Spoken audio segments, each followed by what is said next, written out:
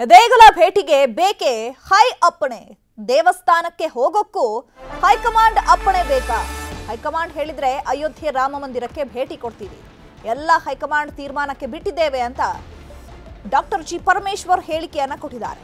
ಎಲ್ಲೋ ಒಂದ್ ಕಡೆ ಅನಿಸ್ತಾ ಇದೆ, ಈಗ ಮನಸ್ಸಲ್ಲಿ ಇದ್ರೂ ಕೂಡ ಹೋಗಬೇಕು ಅಂತ ಅನ್ನುವಂಥದ್ದು, ಆದ್ರೆ ಹೈಕಮಾಂಡ್ ಪರ್ಮಿಷನ್ ಕೊಟ್ಟರೆ ಮಾತ್ರ ಹೋಗ್ತೀವಿ ಅನ್ನೋ ತರ ಮಾತನಾಡ್ತಿದ್ದಾರೆ ಡಾಕ್ಟರ್ ಜಿ ಪರಮೇಶ್ವರ್ ಅವರು. ಜನವರಿ 22ರ ಬಳಿಕ ಅಯೋಧ್ಯೆಗೆ ಹೋಗೋದಾಗಿ ಸಿಎಂ ಹೇಳಿಕೆಯನ್ನ ಕೊಟ್ಟಿದ್ದಾರೆ. ಜನವರಿ 22ಕ್ಕೆ ಹೋಗೋದಿಲ್ಲ ಅಂತ ಹೈಕಮಾಂಡ್ ಹೇಳಿದೆ. 22ರ ಬಳಿಕ ಹೋಗಲು ಹೇಳಿದ್ರೆ ಹೋಗ್ತೀವಿ ಅಂತ ಡಾಕ್ಟರ್ ಜಿ ಪರಮೇಶ್ವರ್ ಈಗ ಹೇಳಿಕೆಯನ್ನ ಕೊಟ್ಟಿದ್ದಾರೆ. ಈಗ ದೇವಸ್ಥಾನಕ್ಕೆ ಹೋಗೋದಕ್ಕೂ ಕೂಡ ಹೈಕಮಾಂಡ್ ಪರ್ಮಿಷನ್ ಬೇಕಾ ಅನ್ನುವಂತಹ ಪ್ರಶ್ನೆ ಹುಟ್ಕೊಂಡಿದೆ. ಗೊತ್ತಿಲ್ಲ ನಮಗೇನು ಗೊತ್ತಿಲ್ಲ. ಹೈಕಮಾಂಡ್ನವ್ರಿಗಾಗಲೇ ಸ್ಪಷ್ಟಪಡಿಸಿದ್ದಾರೆ, ನಾವು ಆ ಕಾರ್ಯಕ್ರಮಕ್ಕೆ ಹೋಗೋದಿಲ್ಲ ಅಂತ ಹೇಳಿ ಸ್ಪಷ್ಟಪಡಿಸಿದ್ದಾರೆ.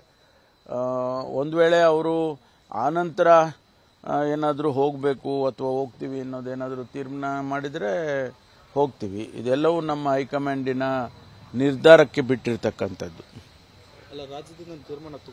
ಇಲ್ಲ, ನಮ್ಮದು ನ್ಯಾಷನಲ್ ಪಾರ್ಟಿ. ಹೈಕಮಾಂಡ್ನವ್ರು ಏನು ತೀರ್ಮಾನ ಕೊಡ್ತಾರೆ ಅದರ ಪ್ರಕಾರ ನಡ್ಕೊಳ್ತೀವಿ.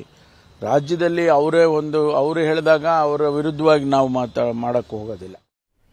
ಈ ಬಗ್ಗೆ ಮತ್ತಷ್ಟು ಮಾಹಿತಿಯನ್ನು ಕೊಡ್ತಾರೆ ನಮ್ಮ ಪೊಲಿಟಿಕಲ್ ಬ್ಯೂರೋ ಮುಖ್ಯಸ್ಥರಾಗಿರುವಂತಹ ಚಿದಾನಂದ್ ಪಟೇಲ್. ಚಿದಾನಂದ್ ಪಟೇಲ್, ದೇವಸ್ಥಾನಕ್ಕೆ ಹೋಗೋದಕ್ಕೂ ಕೂಡ ಹೈಕಮಾಂಡ್ ಪರ್ಮಿಷನ್ ಬೇಕಾ ಅನ್ನುವಂತಹದ್ದು ಸದ್ಯಕ್ಕೆ ಹುಟ್ಕೊಂಡಿರುವಂತಹ ಪ್ರಶ್ನೆ. ಈಗ ಡಾಕ್ಟರ್ ಜಿ ಪರಮೇಶ್ವರ್ ಅವರು ಹೇಳ್ತಾ ಇರೋದು ಕೂಡ ಅದೇ, ತಮ್ಮ ಮನಸ್ಸಲ್ಲಿ ಇರಬಹುದು ಅಂತ ಅನ್ಸುತ್ತೆ ಹೋಗಬೇಕು ಅಂತ, ಬಟ್ ಹೈಕಮಾಂಡ್ ಪರ್ಮಿಷನ್ ಕೊಟ್ಟಿಲ್ಲ ಅಂತ ಹೋಗ್ತಾ ಇಲ್ವೇನೋ.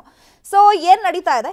ಚೈತ್ರ, ಜನವರಿ 22ನೇ ತಾರೀಕು ಅಯೋಧ್ಯೆಯ ಶ್ರೀರಾಮ ಮಂದಿರದಲ್ಲಿ ಶ್ರೀರಾಮಚಂದ್ರನ ಪ್ರಾಣ ಪ್ರತಿಷ್ಠಾಪನಾ ಕಾರ್ಯಕ್ರಮಕ್ಕೆ ಈಗಾಗಲೇ ಕಾಂಗ್ರೆಸ್ ಪಕ್ಷ ಬಹಿಷ್ಕಾರ ಹಾಕಿರುವಂಥದ್ದು. ನಾವು ಅಲ್ಲಿಗೆ ಹೋಗ್ತಿಲ್ಲ ಅಂತ ಹೇಳ್ತಿರುವಂಥದ್ದು, ಅದು ರಾಜಕಾರಣ ಆಗ್ತಿರುವಂಥದ್ದು, RSS ಮತ್ತು ಭಾರತೀಯ ಜನತಾ ಪಕ್ಷದ ರಾಜಕೀಯ ಕಾರ್ಯಕ್ರಮವಾಗಿ ಮಾಡ್ತಿರುವಂಥದ್ದು. ಹಾಗಾಗಿ ನಾವು ಹೋಗ್ತಾ ಇಲ್ಲ.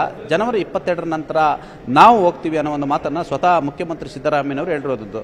ಆ ಮುಖಾಂತರ ಜನವರಿ 22ರಂದೇ ಶ್ರೀರಾಮನ ದರ್ಶನ ಪಡಬೇಕಂತ ಯಾವುದೇ ನಿಯಮಗಳಿಲ್ಲ. ಹಾಗಾಗಿ ಜನವರಿ 22ನೇ ತಾರೀಕು ಕರ್ನಾಟಕದಲ್ಲಿ ಎಲ್ಲ ಮುಜರಾಯಿ ಇಲಾಖೆಗೆ ಒಳಪಟ್ಟಿರ್ತಕ್ಕಂಥ 34,000 ದೇವಸ್ಥಾನಗಳು ಕೂಡ ನಾವು ವಿಶೇಷವಾದ ಪೂಜೆಗೆ ನಾವು ಸೂಚನೆಯನ್ನು ಕೊಟ್ಟಿದ್ದೇವೆ. ಜೊತೆಗೆ ಅಯೋಧ್ಯೆಗೆ 22ರ ನಂತರ ಹೋಗಿ ನಾವು ದರ್ಶನ ಪಡಿತೀವಿ ಅಂತೇಳಿ ಮುಖ್ಯಮಂತ್ರಿಗಳು ಹೇಳಿರುವಂಥದ್ದು. ಮತ್ತೊಂದು ಕಡೆ ಇದೀಗ ವ್ಯತಿರಿಕ್ತವಾಗಿ ಗೃಹ ಸಚಿವರಾಗಿರ್ತಕ್ಕಂಥ ಡಾಕ್ಟರ್ ಜಿ ಪರಮೇಶ್ವರ್ ಅವರು ಜನವರಿ 22ನೇ ತಾರೀಕು ನಂತರವೂ ಕೂಡ ನಾವು ಹೋಗ್ಬೇಕಂದ್ರೆ ಅದು ಹೈಕಮಾಂಡ್ನ ಪರ್ಮಿಷನ್. ಹೈಕಮಾಂಡ್ ಹೇಳಿದ್ರೆ ಮಾತ್ರ ನಾವು ಹೋಗ್ತೀವಿ ಅನ್ನೋ ಮುಖಾಂತರ ಎಲ್ಲ ಒಂದು ಕಡೆ ಶ್ರೀರಾಮನ ದರ್ಶನ ಪಡಲಿಕ್ಕೂ ಕೂಡ ಎಲ್ಲೊಂದು ಕಡೆ ಹೈಕಮಾಂಡ್ ತೀರ್ಮಾನ ಅಂತಿಮ ಅನ್ನೋ ಒಂದು ಮಾತನ್ನು ಕೂಡ ಹೇಳಿರುವಂಥದ್ದು. ಹಾಗಾಗಿ ಹೈಕಮಾಂಡ್ ತೀರ್ಮಾನಕ್ಕೆ ನಾವು ಬದ್ಧವಾಗಿರೋ ಮುಖಾಂತರ ಎಲ್ಲ ಒಂದು ಕಡೆ ಇವರಿಗೆ ಹೋಗ್ಬೇಕು ಅನ್ಸಿದ್ರು ಕೂಡ ಅಲ್ಲಿ ಹೈಕಮಾಂಡ್ ನಿರ್ಬಂಧ ಏರಿದ್ರೆ ಹೈಕಮಾಂಡ್ ಹೋಗ್ಬೇಡಿ ಅಂತ ಹೇಳಿದ್ರೆ ನಾವು ಹೋಗಲ್ಲ ಅನ್ನೋ ಮುಖಾಂತರ ಮತ್ತೊಂದು ವಿವಾದಕ್ಕೆ ಎಡೆ ಮಾಡಿಕೊಟ್ಟಿರುವಂಥದ್ದು. ಒಟ್ಟಾರೆ ರಾಮಲಲ್ಲಾ ಪ್ರತಿಷ್ಠಾಪನೆ ವಿಚಾರದಲ್ಲಿ ಎಲ್ಲ ಒಂದು ಕಡೆ ಕಾಂಗ್ರೆಸ್ ಪಕ್ಷ ಇದು ರಾಜಕೀಯ ಅನ್ನೋ ಮುಖಾಂತರ, ಮತ್ತೊಂದು ಕಡೆ ಭಾರತೀಯ ಜನತಾ ಪಕ್ಷ ಕಾಂಗ್ರೆಸ್ ಪಕ್ಷ ಎಲ್ಲ ಒಂದು ಕಡೆ ಹಿಂದೂ ವಿರೋಧಿ ನಿಲುವನ್ನು ತಾಳ್ತಿದೆ ಅಂತ ಆರೋಪವನ್ನು ಮಾಡ್ತಿರೋ ಸಂದರ್ಭದಲ್ಲಿ ಕಾಂಗ್ರೆಸ್ನ ಅನೇಕ ನಿಲುವುಗಳು, ನಾಯಕರ ಹೇಳಿಕೆಗಳು ಕಾಂಗ್ರೆಸ್ ಪಕ್ಷಕ್ಕೆ ಎಲ್ಲೊಂದು ಕಡೆ ಮತ್ತಷ್ಟು ಡ್ಯಾಮೇಜ್ ಆಗುವ ಸಾಧ್ಯತೆಯನ್ನು ಕೂಡ ತಳ್ಳಿ ಹಾಕುವಂತಿಲ್ಲ. ಚೈತ್ರ, ಓಕೆ, ಧನ್ಯವಾದಗಳು ಚಿದಾನಂದ್ ಪಟೇಲ್ ತಮ್ಮೆಲ್ಲ ಮಾಹಿತಿಗಾಗಿ. ಕನ್ನಡಿಗರ ನೆಚ್ಚಿನ ನ್ಯೂಸ್ 18 ಕನ್ನಡ ಈಗ ವಾಟ್ಸ್ಆಪ್ನಲ್ಲೂ ಲಭ್ಯ.